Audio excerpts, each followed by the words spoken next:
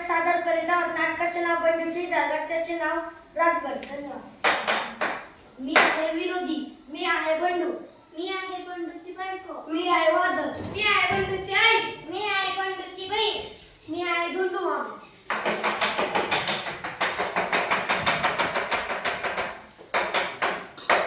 बावशी गावचा बंडू शांत व कष्टाळू. आपण गेलो आणि आपलं काम बरं असा त्याचा स्वभाव.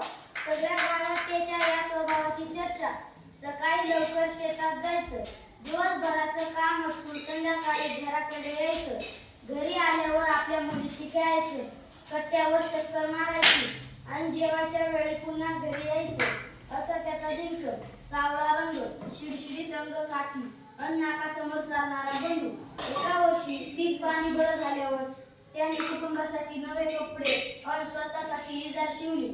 धोंडू मामाने कपडे शिवले खरे, पण त्यांचा अंदाज जरा चुकला. पुढे इजार जरा लांब झाली, चांगली 4 बोट लांब झाली.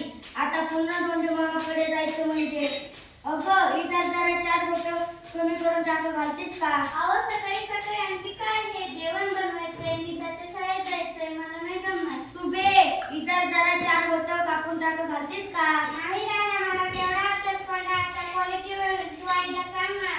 आई इजार जरा 4 बोट कापून टाकू घालतीस का? येऊ तुझी तिकडे झाली तर वैरण कापून कापून माझ्या हाताचे तुकडे पडले. आईने ती जर एका कोणाने फेकली. बंडूने मुसलावून शेताकडे गेला. सकाळी ती जर सुधारायला पाहिजे होती. बंडूची बायको इजारीचे पाय कापते आणि दुमडाटी काढते. आपला भाऊ किती रात्र कष्ट करतो आणि मला कॉलेजला पाठवत मी रात्री काही काम करू शकणार नाही. बंडूची बहीण इजारीचे पाय कापते आणि दुमडाटी काढते.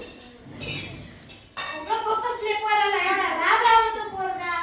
बंडूची आई इजारीचे पाय कापते आणि दुमडाटी काढते. आपलं काम आपणच केलेलं बरं. बंडू इजारीचे पाय कापतो आणि दुमडाटी घालतो.